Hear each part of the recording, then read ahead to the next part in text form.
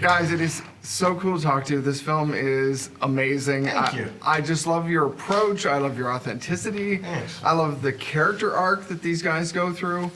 I'm curious for you two as actors starting out, what's he like as a director since you're sharing screen time and, going through direction? Somewhere between a disaster and, Just an absolute nightmare. and a monster. Just an absolute nightmare, yeah. His evil matched only by his ineptitude. So, yeah. That's called the Dunning-Kruger effect. Yeah, that's right. He's spectacular. He's spectacular. And I think I can speak for both of us, and he's the reason why we're here and why we did the thing, And he wrote a special script with Miller, and it's a really great story. But the biggest kind of draw was MJ. I've been a fan for a long time, and even when the movie was at its most kind of personally or physically difficult for me sometimes, and I'm not going to complain, but no matter what, no matter if it was too fucking hot, too dirty, whatever, I knew that the cinema was spectacular. I knew because he has this lovely way of talking to people. He talks to everybody the same way, and there's a wonderful spirit of we're all kind of in the backyard playing cops and robbers together and just trying to fucking make a thing as good as we can. And so he's a spectacular. He's a genius. Yeah, agreed, 100%. You have a very interesting role in this because you walk the line between being a genius and a tyrant almost. I'm curious, what did you envision him as when you were starting to play him?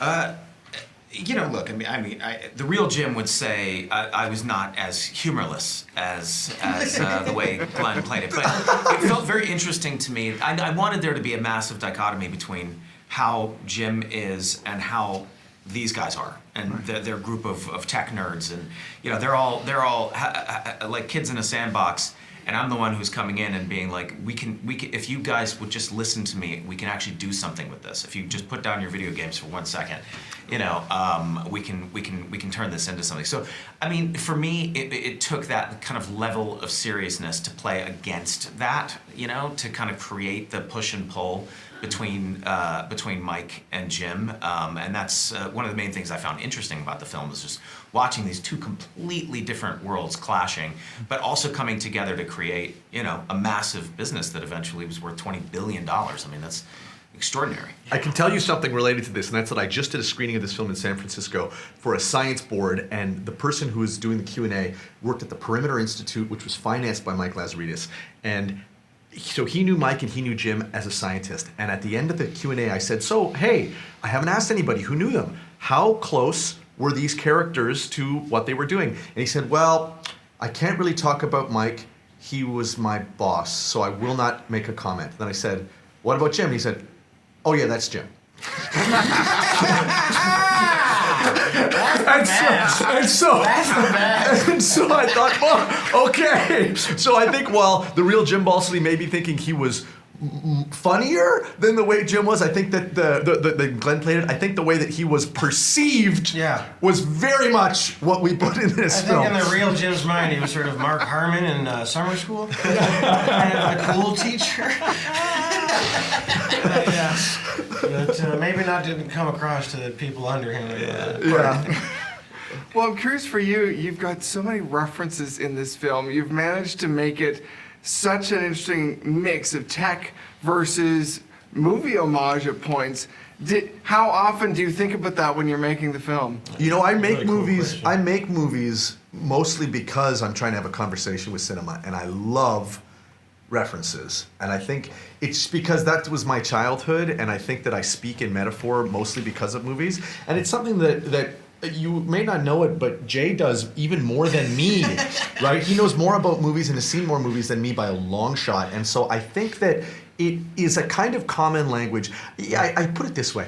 I think that, 200 years ago, the common Western cultural document was the Bible, and knowing Old Testament Bible stories was really useful in communicating with strangers, because you could say, this is just like Sodom and Gomorrah, this is just like Cain and Abel, this is just like the Garden of Eden. And I feel like our culture has moved much more into a cinephilic place where now the common thread between most people is actually movies or television. And so I think that in knowing these references and by bringing them up constantly in my own work, I'm trying to, well, find a useful metaphor to communicate to people. And so that's why I like it. And I think that it speaks more, well, I think it's more powerful than just silly nerd culture. I think that there is something deeper underneath it. And it ends up being something of a, one of the itches the movie scratches, it is a bit of an essay.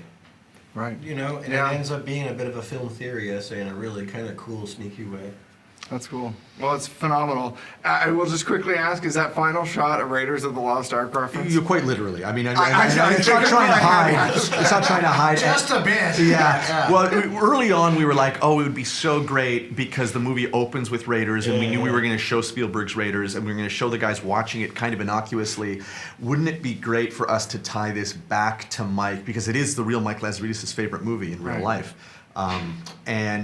and so I wanted to have as many Raiders references as possible, and that one in particular, I knew we really wanted to do, and it's why at the very end of the film, that final shot where we're all, where the engineers are sitting and there's a movie playing in the background, that also is the credits to Raiders. But yeah, that's it. Yeah. It's amazing. Thank you guys so much. Thank you for your time. Appreciate it. See ya.